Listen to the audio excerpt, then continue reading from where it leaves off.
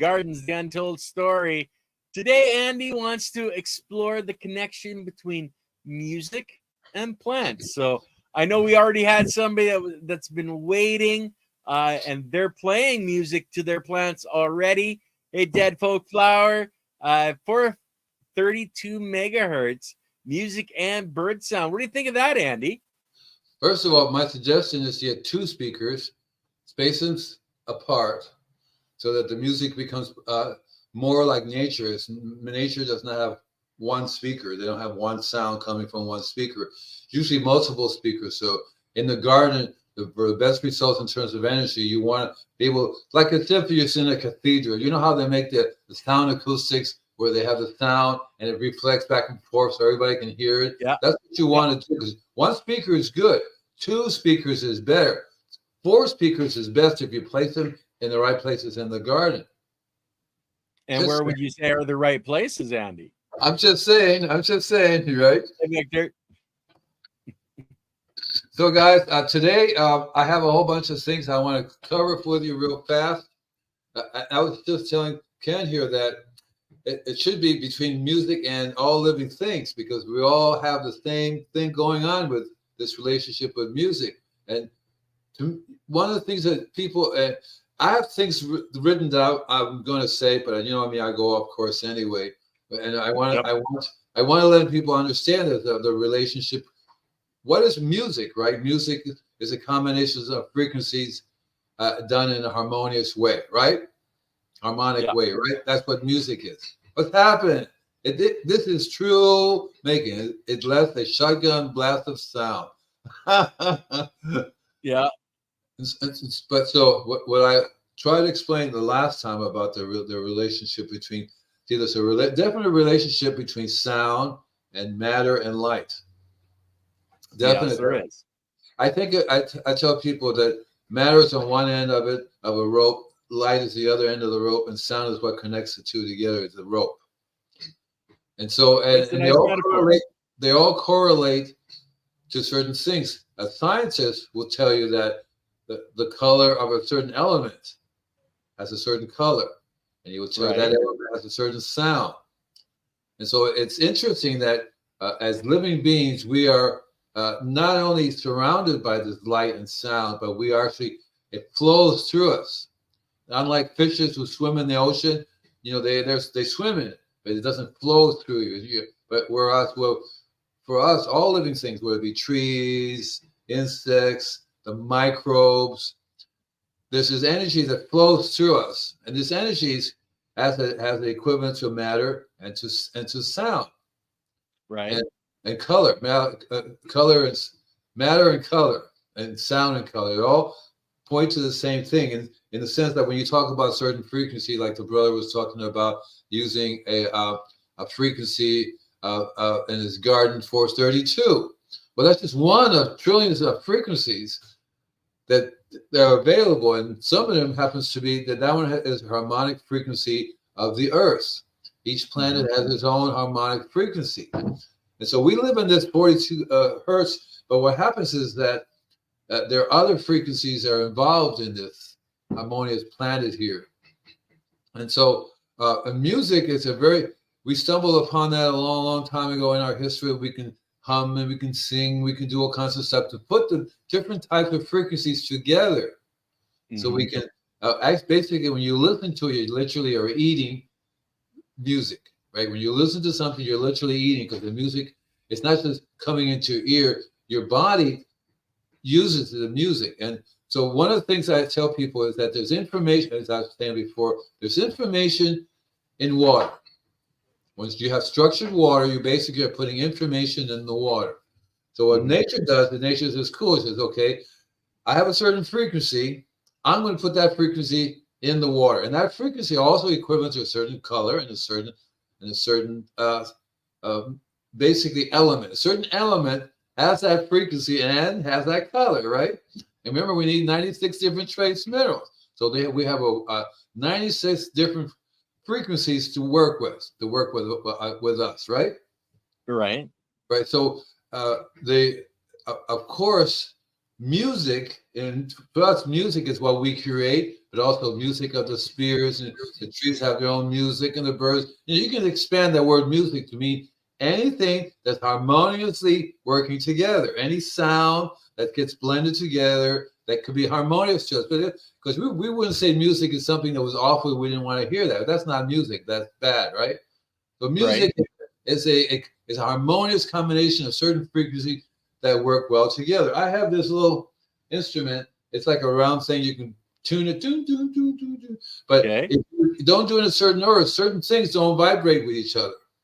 So they don't, thing doesn't work together. You have to somehow, that's why you have to do do, re, mi, that kind of stuff, right? They're set apart to be harmonious with each other. So the frequency of, so when you're playing, and last time we ended up talking about, in cosmic gardening, we talked about how we absorb, how a cosmic ray shoots through the earth, and how the minerals absorb that particular cosmic energy. You see, so we have this really cool way of we have evolved the system, Mother Nature, whoever has built this system, so that we are, as energy beings, are constantly ingesting and using energy, whether it be in this form of sound, whether it be a form of light, right, or whether it be a form of certain color. And the light and color is the same thing. Light and color is the same thing, and the sound and music is the same thing. And so it's interesting for me is that we feel we have to go out and take a carrot, for example, and munch on and chew it, right, and eat it and get it into our stomach and digest and all that stuff. But in reality, when we eat that carrot, we're eating the energy that the carrot ate because we want to carrot. And the truth being is that we don't even need the carrot to get that energy, but we have evolved in our minds that we have to eat. We have to have food in our bodies, otherwise we would die. But literally, we can skip the physical part of the food, go right to the energetic part of the food and absorb that just as well, just as easily, and still get our diet. I'm in the process of, I have to try to figure that out, because I would love to sit down and go, that was great. That was a good steak. Yeah. Well, there are breatharians, Andy. You've heard of breatharians. There was one gentleman, he went into a hospital and they tracked him for days, and they couldn't believe it. But yeah, he doesn't eat. He just lives on air. When I was living in Costa Rica, I considered myself a breatharian because I would be visualizing the energy and eating it. It was pure and clean. I never really got hungry. So there's a lot to it than just doing that, because you have to also deal with the world, the society. You have to work. It's hard to be a breatharian and work, have a job. It kind of means the state of consciousness that you have to be in. I think a lot of monks in the mountains, that's what they are, breatharian. They never come out of their caves. So it's, but the idea, so what you want to do, and we just figured this out just not too long ago, that I can actually play some of my songs and turn you on to some type of some of the frequencies that I work with in terms of how they affect. And you'll find it up on SoundCloud. You can find all the songs up there. I may have to go through them, and I used to write down the frequency, right? This is a certain combination of certain frequencies, but people just go, what? So I just stopped doing that. Right? I just play it, because I want people to enjoy it without thinking about it. And also too, one of the things I did was I did a little bit of research, and just let me give you an example, because I wanted to do like 10 examples exploring the connection between music and plants, and I wanted to show some studies that were done, and I think they're kind of interesting. But the point is that they're all the plants relate to music in different ways. The studies never really did anything with trees, insects, other creatures, because you'll find that the very same song, the same music that works for plants. For example, in a study at the University of Florence, researchers said they played classical music to plants and resulted in increased growth and improved overall health. I'm going, wow. Okay, right. Yeah, right. But it's the same thing with humans. You can play classical music to us and we will get healthier. The same thing, play it to a cat, play it to a dog or to a bird. they will get. They don't know it's classical music. They just know it's really cool frequencies, makes them feel Yeah. good. And it's the same thing with the Royal Horticultural Society in the United Kingdom. They did experiment with different genes of music to see how it affects the plant's growth. They found that plants exposed to jazz music grew taller and had more vibrant colors. I would have said, okay, what in that jazz music, what frequency, what was the music, what was the name of the song, so we can see what's being played in there. And you'll find that a lot of musicians have inherently, because I don't know if it's consciously, but maybe they do. Maybe they say these things harmonize together. These tones harmonize together, so I'm going to play them. I'm going to do that. Yeah. Right. So that's what musicians do. They go do re mi. Oh, look, these things sound. Not only do they sound good, but for some reason we also feel good. And that reason being that our body is an instrument that's tuned into these frequencies. Everything in our body, we're water, and the cells are water. And we're not just water. We're a really cool combination, just like the universe, right? The universe is considered 99% empty, right? Yeah. Right. Well, it's like us. We're 99% empty. And by empty, mean we're energy. It's just a tiny bit of matter. So in our case, the water itself, it may be water, but if you look further inside of it, there's nothing in the molecules. There's energy in there. There's nothing there. The bottom line is this energy that's encompassed by these little matter molecules, right? And that little energy in there really eats the music that we play. And there's music that people play. There's music that plants play, the trees play. By music, they all harmonize a certain way. The earth that's why it has a certain frequency. There's a combination of all these living things. They produce a certain harmonic frequency, right? Yeah. Now, I'm going to pause you there, brother, and I'm going to bring up the dead fork flower here. The grower listening must also have an effect because it's our energy we're putting out. Like listening to music you enjoy, dislike, wonder how that would counter the good effect that the plants liked it, but the grower disliked it. What do you think of that?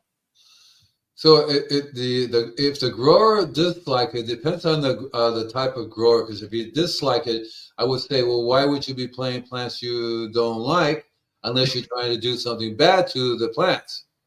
I would say, right? So, and the plants don't have the ability to tell the grower, listen to this music either. So it's a trick question in the sense that what I think it was really trying to say is that if you think that the music is good for the plants, but the plants don't like it, how would that work out? And so I would say I would say it's kind of weird because the person who's playing the music, you would think you would have some sense of playing some decent music, because you could play really weird sounding music. If it sounds weird to you, it's going to basically be weird to the plant. I don't think you can say, "Oh my God, this is horrible," and the plant's going to go, "Wow, yeah." Yeah. Well, and it's not like the plants can be able to actually tell you other than you play it for a week and you see what the reaction is. But if you're in there and you hate the music, your negative influence is going to influence the entire area. So it's got to be both together. There's a book called The Secret Life of Plants. Mm-hmm. Right. And it's also one the same people wrote The Secrets of the Soil. And so, but when they did The Secret Life of Plants, they did a couple of interesting things. They hooked up plants to a meter, and it did two things. One, they heard that the plant would generate music. It would come out through the speaker. The plant would generate music. And the other thing that happened is that when you played music to the plant, it would respond through the meter. You could see if it was a responsive or if it didn't respond at all. So they found that plants do physically respond to sound and music, and it makes a big difference in how they respond. If you play a high shrieking sound or some kind of weird music, they won't necessarily like that. Only because it's not that they don't know what you're doing, but they understand that sound is not good for them. Yeah, and like Scotty's saying here, plant stimulate music. the birds chirping helps open the stomata for sure. I've watched it.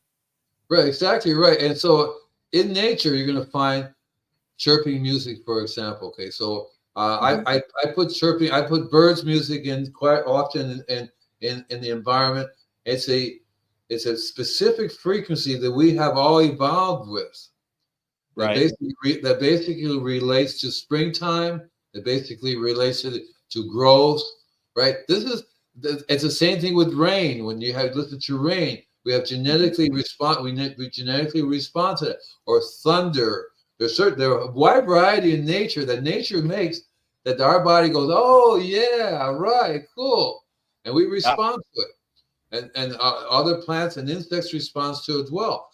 When I try to do music for the garden, I always include kinds of farm sounds. I always include animals, definitely birds. The last thing I include is people all singing, because that's not entirely normal, even though I find certain monk songs and certain chanting and those things are cool because they hear the frequencies. I have tried to play opera to plants, that works to some extent. But what really works is you play the music that they have all genetically evolved to hear, that sound, which basically is, it could be as simple as a cow, right?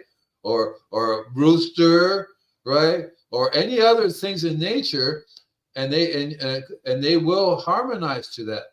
There was a study recently. Yeah. I actually have a crazy thought just popped in my head. Oh shit! Oh okay? shit! A cow chewing, okay, ripping up the grass. If you played that, I wonder if that would have an effect like chitinase does on plants. Introducing that response. That it. I don't know.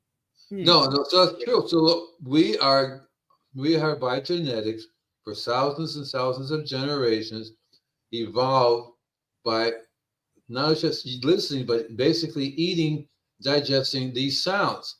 And the sounds should be as simple as you say, a cow chewing, or as fantastic as the solar system revolving.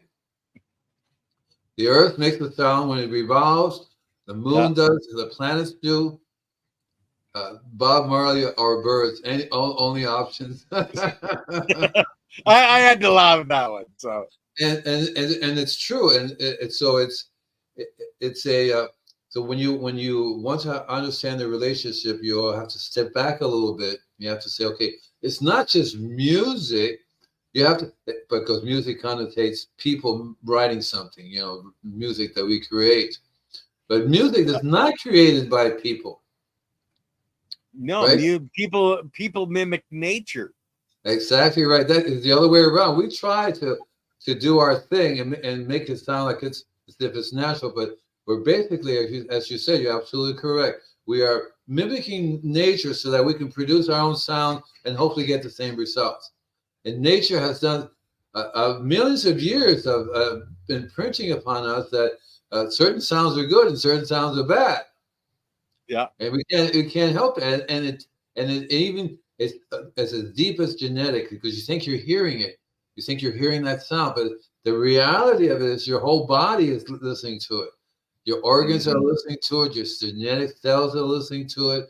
Your eyes are listening to it. Everything is listening to it, and they all have different ways. Your skin is listening. Your skin is the largest organ of sound and light. Yeah. Not just your ear. Your ear is just a smaller part. Look how much skin we have. Your hair is an organ of sound and light. And your eyes is an organ too, but there's other organs that process sound and process light. And so so what we have to get across is that when we do music, the best way is to try to harmonize it. If you can make music that feels harmonious, then hopefully that's what we want. So, but when you have music that's disharmonious, you can tell, because you don't like listening to it for too long. And actually, animals and insects run away. And you're sitting in the forest, nothing there, because you're playing this music. I think there's a lot of people that want to find out which one affects their ex-wife or ex-husband, so that they run away, or mother-in-laws. Yeah, mother-in-laws. Sorry. I think there might be something to that because there are ways for people to affect other people through sound and color and Oh different yeah, yeah, harmonious ways. It's something that the military has been trying to do for a long time, trying to uh, find a sound, sonics, using ultrasonics. And those are different. Those are sounds that are compacted. Those are sounds that are more like yeah, laser beams. yeah. And so they could be used that way. But so when we talk about music, we're hopefully not talking about any kind of military device that's using No, music. I don't think they're going to play, opera real loud in the war scenario that would do they anything. tried that on MASH. It didn't work very well. Yeah, actually, it didn't work anywhere, right? So, Yeah. but for me, I find that I wrote my music is mainly for the plants, but human beings, they get it too. It's not like they can sit there and be totally immune to it. Yeah. Animals, birds, bees. So I'm finding that it transcends beyond just the plants. It goes to the birds, it goes to the trees, and I even think that it also has to do with and it goes one step further. That even things that we consider inanimate, like crystals, for example. Yeah. They have a relationship with the music and the sound that people create.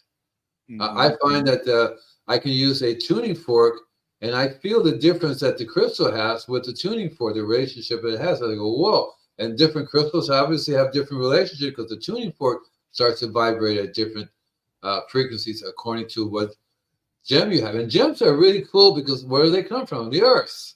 Yeah. Crystals come from the earth. And these are like liquid energy. No, not liquid energy, Crystalline energy. crystalline energy. Exactly right. And that is so cool. And so we can actually look at crystallized light. I mean, that's what gems are. And all crystals and stuff are the product of that frequency. And that frequency is built into the gems. What are we looking at? Mars attacks. Do you remember the movie Mars Attacked where they were Yeah. playing the and had their heads all explode? Yeah. Yeah. So, for me, I find that the one of the most practical uses of that it would be so when you're having playing harmonized music, you'll find that it's a really cool tool for pest control.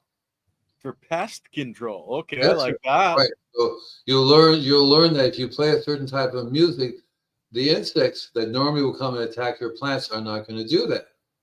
They it bothers them in a certain way, yet it doesn't hurt them, but they won't push through that type of sound. It will go away, especially if they can fly. Same thing with birds. So and what it means is all living things have something that they don't like. That's why it's in the military they're trying to figure out what is the sound that we can produce that will kill human beings but leave everything alone. Yeah. So that's something that's very scary that could happen.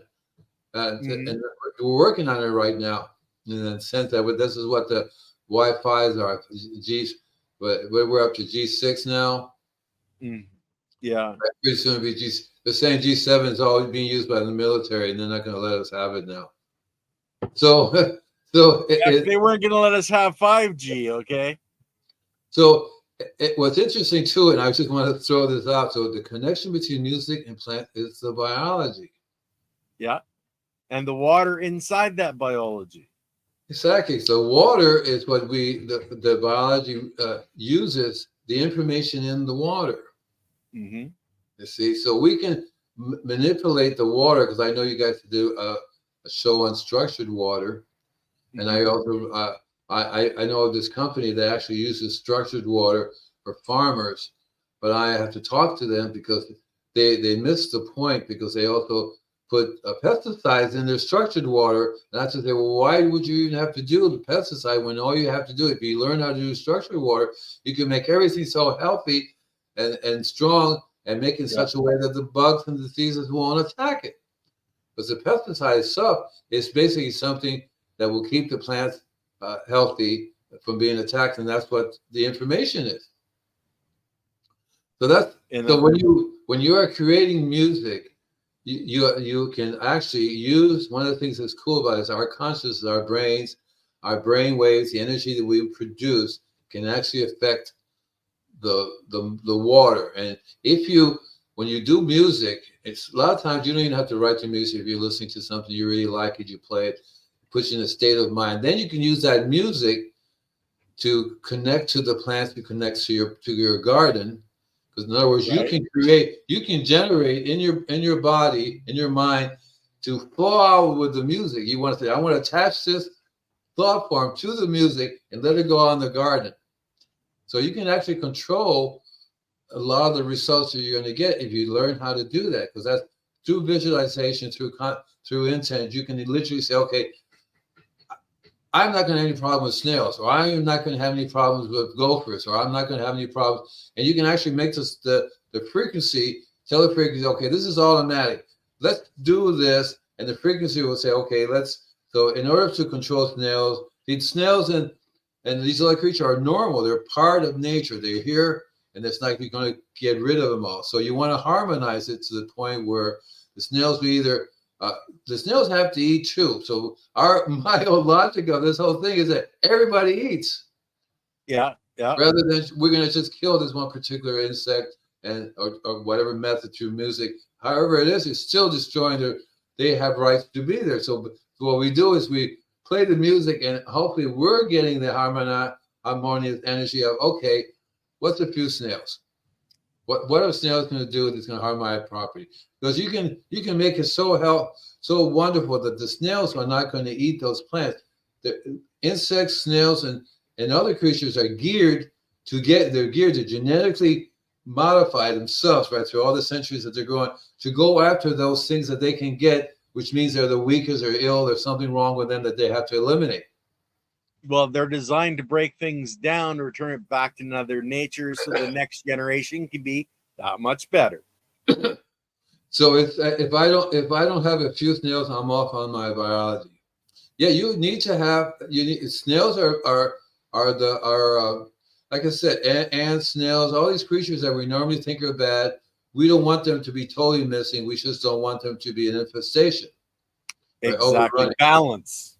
You want a balanced environment. That's the key to when we do. And so when we do music or anything, what we're doing is seeking harmony, which basically means seeking balance. Yeah. That's what it comes down to. And you can buy, we're in a physical world, and that we have to deal with this physical energy, i.e. means we have to get to trace minerals. It'd be really cool if we just thought of iron and we had lots of iron in the property, or if I just said, okay, 96 trace minerals, whoosh.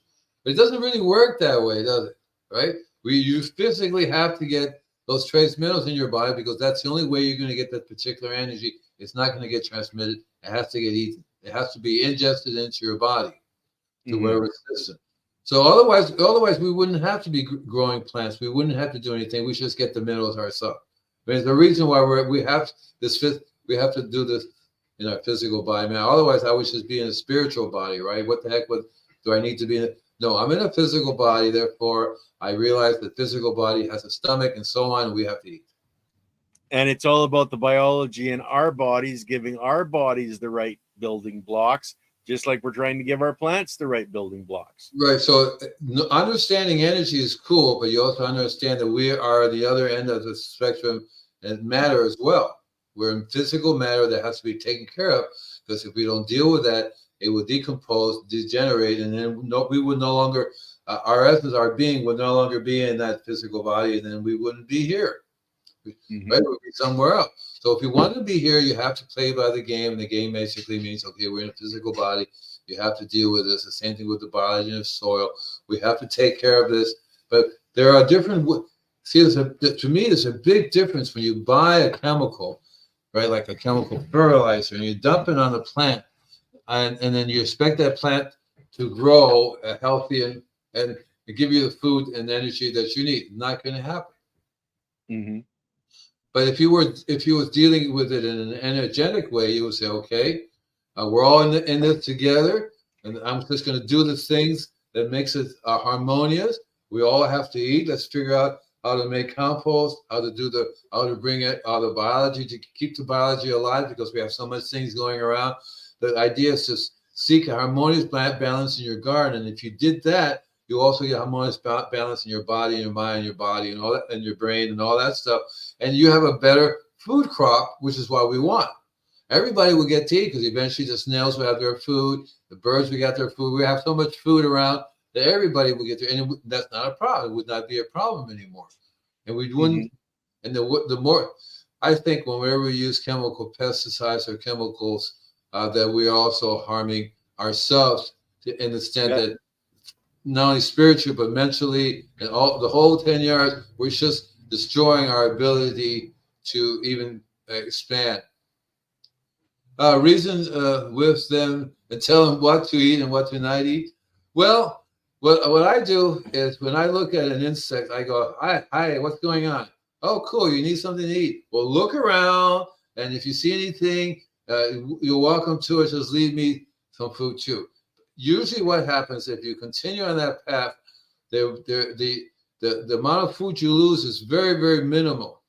As a matter of fact, in the normal process of growing things, you're always going to have some plants, stuff left over that you can give back to the property, as you can give back to it. That's the point.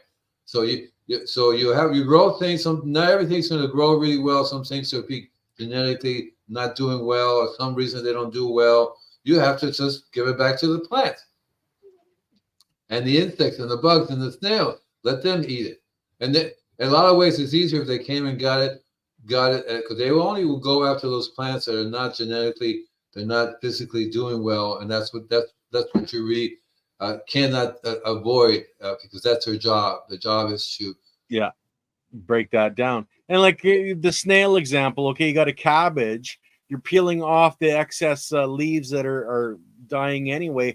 We'll put that over on the edge, move your snail over there, and there you go, snail. There's a house for you and all the food you can want. That's exactly. So what I do is I deliberately, when I have my garden, I'll find whoever wants, whichever plant is really not doing well, I'll leave that one alone, let the bugs and everything go at them, and they won't touch the other plants as long as the other plants are healthy and doing well. And I can keep them healthy and doing well by feeding them. A lot of times I can give whatever. I've learned that when I spray these plants with microbes and with my own mixture, the bugs themselves are not going to be too interested in dealing with the microbe. So they get the picture, okay, I'm going to go after this plant. What does the dead folk flower say? Yes, been loving it. Lily was telling him the whole channel is it's all about the biology, whether it's air, soil, water. And he says, yes, been loving it. Watching a lot of the older videos originally found from rewatching the Regenerative Cannabis Conference and following up on all the guests. And that's where Leighton Morrison actually started, or was one of the people that started the Regenerative Conference. Cool. Excellent. And to me, regenerative is really a very interesting path that people take, because we realize that we can just destroy very easier than we can create. And if we have a good look in the Garden of Eden, there were snails, there were ants, there were all kinds of bugs. What? That they're in the Garden of Eden. There were, if you believe in the garden, everybody's all the ants. Yeah, you don't say, well, the Garden of Eden, we don't allow pests. Well, because they're not pests. They're there for a purpose. So they're not actually a pest. We treat them as a pest. Like we treat weeds like weeds when they're earlier transitional plants. They're to do a job. So if you think of them like in this place where I'm starting now, basically I've invited anything that wants to grow. My partner says, "Oh, look, there are weeds here. You need to pull that up. You need to pull it up. Pull this up. What are you doing?" And I'm going, these are part of my crew. They're part of everything I want to grow here. More roots in the ground. Go, guys. And so if they want to grow, more power to them, because I'm trying to get more things growing. Slowly but surely, I'll have more and more things growing that I want to grow. But they're very important. They aerate the soil. They bring minerals to the soil. They're all part of my garden. And it's very different than what other people and they strip it clean, and then they want to know why they're having so hard time growing the tomatoes or whatever, right? So it's important to have. And in nature follows just like, so when you do music, you never just play one tone. Da. No, it's a combination of tones. And so in nature, in the vegetable garden, what do you have? Or in the soil, we have a combination of tones. All the microbes are playing their own music, different kinds of music, different kinds of sound, right? It'd be really cool to hear what they sound like. I probably should put a speaker in your headphones down to the soil and see if you hear any kind of dun dun dun dun dun dun dun, right? And so it's in nature. There isn't anything that's a straight line. I don't think there's actually a straight line anywhere. Even a straight line, the laser eventually starts curving if it goes out enough, you know. And so I don't think there's a straight line anywhere. Even on the earth, there's no straight lines. The plants are not naturally grown in straight lines. No. Or by themselves, the way we do, like the field of corn, just straight lines of corn. That's not natural. That's not natural at all. So by imitating nature and how she grows, you get much better results because you have a wide variety of biology in one place. The more different types of microorganisms you have in the soil, the better. Yeah. That's my opinion. I've learned that from experience rather than just, it's very difficult to have one type of microorganism in the soil. You always have a blend. And if you do have any one type, that usually is a disease. I know many people in the soil, it's still already disease. That's it. The disease has taken over that. And the only way I was just talking to somebody today. Why are my leaves like this? I said, well, that sprinkler over there is watering too much. Secondly, it's been raining like crazy. It's getting water too much. But the most important thing is that this disease is a soil disease. Oh, it's a soil disease? I don't think soils get diseases. Yeah, and they spread it to water evaporation to the plants. Mm-hmm. And I found the simplest thing to do is to break up, put a barrier between the soil and the air. And it's not really soil; it's some kind of clay thing. It doesn't have, and you do that by adding soil. Soil and mulch is your barrier. If you do that, and if the soil you add as a fairly decent soil, clean soil, doesn't have toxins, has the right structure, and so that's the places you can buy really cool companies. They'll sell you compost, which is not sewer sludge, and they'll sell you like earthworm castings or some really good. I used to buy mushrooms compost, which is a really, really cool source of all types of microbes. I mean, that plant, when they steam the soil, they get different things like peat moss and stuff like that, and they steam it, and then they inject it with the mushroom spores, and they grow that, and the end products are very highly rich, but microbial product that I was lucky enough to buy and put it in my garden. Mm-hmm. That's one reason why when I do my worm farming, one of the things I like about worm farming is that once a year you have to take all the soil out. And that soil is so rich, you can take a tiny little cup of it and put and look it under a microscope, which I want to get, because now that I know that I can share a window here, I want to show you what the difference in a plant of the soil that comes from one property that I've been taking care of, or another between that and another property that doesn't have any. And you can see that not only see the difference up above ground, but you can see below ground that this is a very, very rich environment with microbes, and this has very little microbes and too much water, and they're having nutritional problems, and all those things.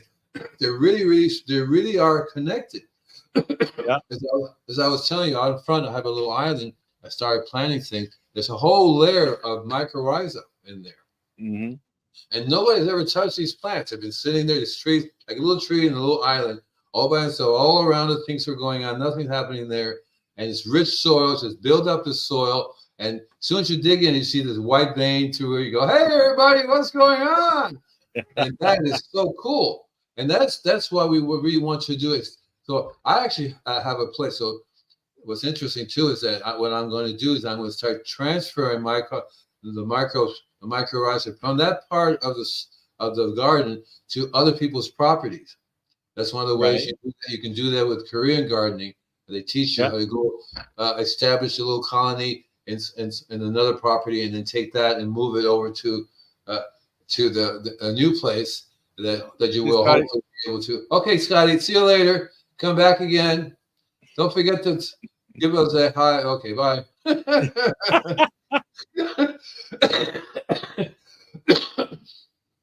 What did the folklore say?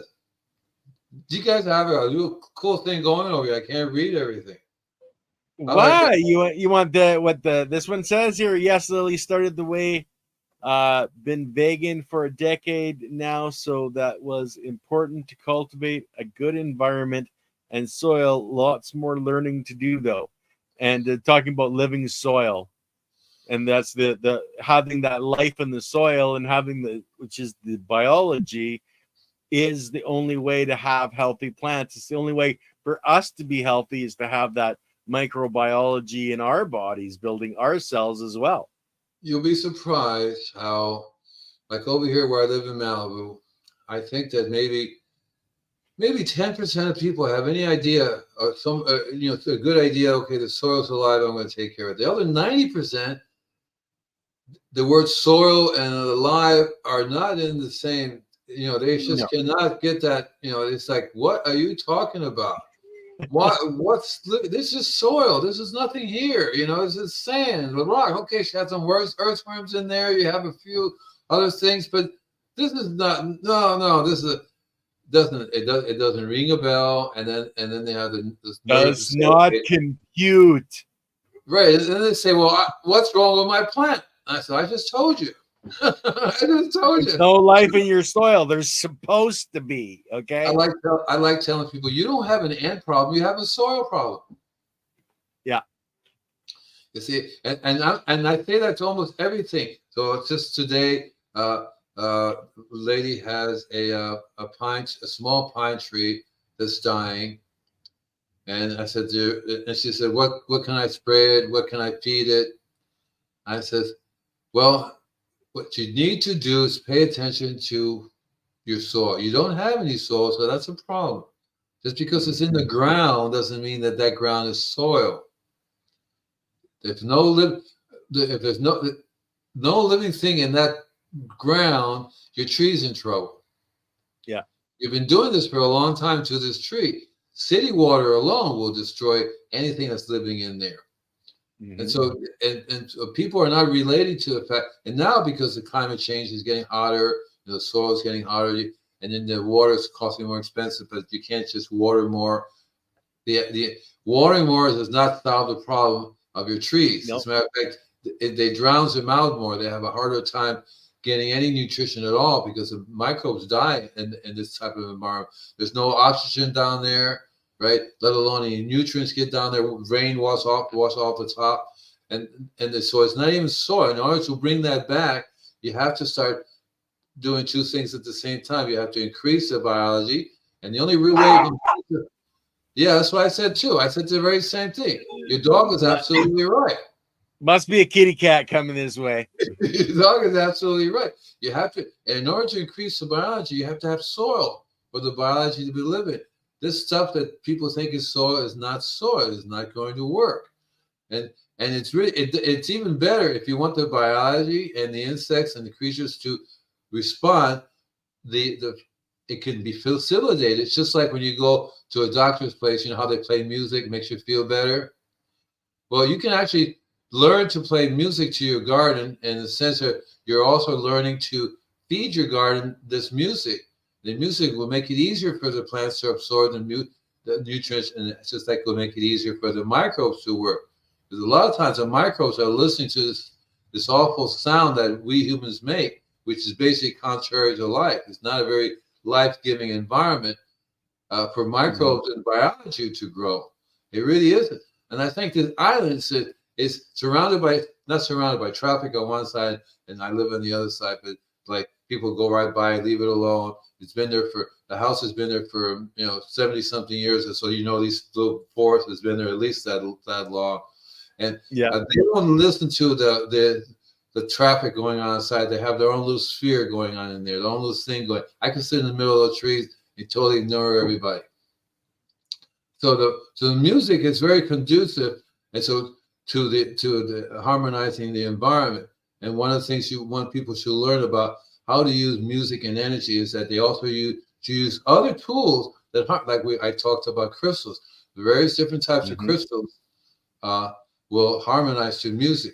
And by the way, it says the same thing happened to my friend's maple tree. I think it well on well water and how low water. What does it say? The one before the high groundwater Well, level. Yeah. we're on well water and on low ground, so we'll always have high groundwater levels. Oh, that's you guys. Yeah. That's cool. Over here, they in all of California, the farmers, because of the drought that's been going on for so long, the wells are going deeper and deeper and deeper and taking every bit of water. It's taking millions and millions of years to fill up in there, and you're not going to fill it up in 10 years or even 100 years if it rain continuously all the time. Mm-hmm. You know what I mean? So a lot of times when people call me, what's wrong with this tree? I says, well, the root systems for a long time were tapping into this underground river. They don't have the underground river, so now they're dying because you're not doing anything up here. There's no biology up here. I'll give you $100 for any earthworm, every earthworm you find. I used to tell that to people. I just gave up on it because they still don't get it. And just today, I was at a customer's place. Their mushrooms were growing. I said, cool. Because that's what one of the things I do is I spray mycorrhizae along mushroom spores, so the mushrooms are growing. Yeah. It indicates to me, okay, the mycorrhizae is growing, which is good, a good thing, as opposed to nobody's growing there at all. If you have the mycorrhizae growing, then see the mycorrhizae itself also too, the web vibrates to the music. Mm-hmm. It actually is like a piano or whatever instrument. It literally vibrates to the music and sends that energy throughout the root systems of the plants and the system, the network of the mycorrhiza. Yeah. And if you put information, so when you do information, for example, when I do music for the garden, I'm also consciously thinking, okay, 96 trace minerals. We want all the good minerals in here. We want to put all the tones in here that will harmonize. You don't have to have 96 different tones. You can have, all you need is one tone that harmonizes to all of them, and you have the 96 trace minerals. At least you have the energy of the 96 trace minerals. You still got to follow up with a physical aspect of it. Because remember, we're also, not only do we have an energetic aspect, we have a physical aspect. So if you just the energetic aspect, you also have to do the physical aspect. I.e., we have to eat. We can think energetically. Oh, I'm going to eat all this food. I'm eating all this food. Look at how great it is. No, you still got to physically eat. You can only go so long without physically eating. So you have to have both. Mm-hmm. That's something that people, I don't think they totally understand. So when you do music, you also have to follow it up. That's why if you play certain type of music, then the food becomes more available to them. They absorb this food a lot easier than if you didn't play the music. I wonder if that's a part of the music is an energetic flow to the biology that helps it do its work, break down the building blocks. You say you agree with that? That's exactly what I just said. That music will help anything that's listening to do their job even better because they take the frequency, and that frequency energizes them to do their task, to do their job. But they have to. Okay, so they're not just down there doing the La Bamba. They're actually working down there. They're grooving to the music. Yeah, okay. And you do definitely need to provide them with the trace minerals. Now, if the trace minerals are already in the soil, because a lot of times they're already in there, you just need the biology to break it up. So if you play the music to the biology, they will be harmonized and more powerful to start working on the soil. And if you didn't play the music, and that's why the biology it affects the plants because they become more effective at what they do. Yeah. Nikola Tesla, energy, frequency, vibration. Yeah, he's my man, Nikola Tesla. I have a bunch of his books, and so I learned a lot about energetic energy. And he did a whole bunch of really cool cosmic stuff because he understood how energy works and how it can be transmitted. And we're all basically human beings are a combination of energetic beings and physical beings. Yeah. So we have to learn how to harmonize the two together. I was listening to somebody today about our left brain and our right brain. Well, that's part of the function of our body it's paramagnetic. That means that we don't have a north and a south pole, north and a south pole. for our energy. So the whole energy system itself is very different. It's just like the Earth has a north and south pole, but Right. within it is paramagnetism, which basically means it carries its own north and south pole with it. Your body has a north and south pole with it. You're not just north, and some people are south poles. How can we find the corresponding emissions? Say that I can't read that fast. There you go. Okay. How can we find the corresponding frequencies? You mentioned some frequencies hit many regions at once. Also, talking about scales earlier, do you need to have the right lead to get the full potential? The right lead, I think. Or lead, yeah. Well, you'll find that in the world of energy, there are a variety of different frequencies that do the very same thing. It just depends on how they're used with other frequencies. So one of the things you could do is you could tune into what's already been done in the past, whether it be classical music or whatever, and see how that affects your plants. You want to be able to have a way to scale it, to measure it. So you can measure the way if a plant's responding. So there are lots of instruments you can use that will tell you if the plant's responding to one way or responding another way. But for me, the way I can tell is that the plants look better, they grow healthier, and I don't have the same problem. It's not to say that I would take plants and feed them bad music and plants and feed them good music and see what's doing what. I just learned from experience that if you don't need to worry so much. See, in nature, you don't have any one frequency by itself. You have a combination of frequencies. That's the whole key to it. So it's the same thing when we're trying to do trace minerals. You don't key into one trace minerals, you key into as many different trace minerals as possible. Therefore, you have a musical tone that you want to get to, but it's never the same. So if you have 1,000 people and they all do the same trace minerals, you would think, well, we're going to have the same tone, right? The same music. And it's very different. Many other things go into changing the harmonics. The Earth's energy alone, where you live, changes your harmonics, energy that you put out that you're playing. So it could be you could be in an environment where the harmonics is so different that no matter what you do, you end up with that harmonic anyway. Lots of places are that way. They're so powerful that energy that field puts out, no matter what you do, you end up with that energy again. Yeah. So you have to just figure out where you're at. You have to understand the harmonic energy of the location that you're at. I was talking to, a long time ago, I met a scientist named Phil Callahan, and we had talked, I think it was last time, about, he wrote a book called Tuning into Nature. And you'll find that each place has its own unique frequency that is very, very powerful. And whatever happens in that place always has that same frequency. And so you'll find that you have to decide where you live at. You have to find harmonious energy that you can play there. So I would start off by trying to find what locals have generated. So a lot of times you find, if you live near American Indian tribes or other natives, see what they're harmonizing with, because they usually come up with these really cool instruments. Or you can find, if people have been living in a certain place, they start creating certain types of music. That's why you have music that are different for different areas of the country or different parts of the world. They all play this harmonious music that's there. Like in Louisiana, you have this type of music, right? Certain other places, yeah. And that's the part of the key that you want to tune into, using the local energy that's there to harmonize with that. So that's the first thing I would do. You're basically looking at your local terroir, not just for your soil and the biology, but for the vibration and the frequency from your local area. I had a couple of terroirs over here, but they kind of left me. I don't know what happened to my terroirs. I had 2 terroirs. They were cute.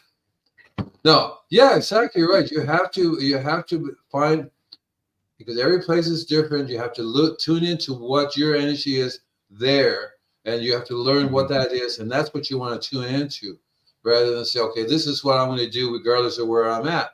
So again, you're not tuning in. So you really need to sit down, you tune in, figure out what the energy here is, and you can find simply by looking at the people, looking at the other people, looking what the history of that little place where you're at. And you're gonna go, wow, this is a specific energy that's been passed on, passed on, passed on, because it's not going to go away. So there are lots of places around the world you can go to, and that energy is still there. Whereas in the city, the energy is a lot more complex, and they have completely changed it, and that's why it causes disharmony. Lots of cities are no longer in tune to what they're really. The energy was there. They just become so plastic. There's nothing. People are not able to tune into the local terroir. What do you call it? Terroir. Terroir. That's what I said. Terroir, the local terroir. So in my place here, my island is my local terroir. Yeah. And that little island is so magical. I call it the magical island because it really has this energy field around it that everybody's like zombies. Zoom, zoom, zoom, zoom. They're all gone. Getaway sounds. What does that mean? The guy said getaway sounds. Now, that's his name, and he's saying facts. Getaway sound. I wonder what facts means. Facts? Facts. He's saying that you're talking and it's factual what you're saying. Yeah. So I find that myself, I'm very sensitive to the terroir of the scenario. So where I live here, the whole city, Malibu, has a very unique terroir to it. I find that I can't live in other cities because the cities themselves are not connected to their local energy. And that's not to say that people who live in this Malibu are connected to the local energy. The local energy is so cool. I don't care about the people. I just go and connect with the local energy because it's very, very strong, very, very powerful. And I've been to lots of places, and this one just attracts me. But you go to whatever attracts you, whatever energy is really your terroir scenario that you'll know, because you'll find yourself harmonizing all the time. You sing a couple of echoes higher. Right? Well, okay. But give me what a getaway sound says. I can't read; it's too tiny.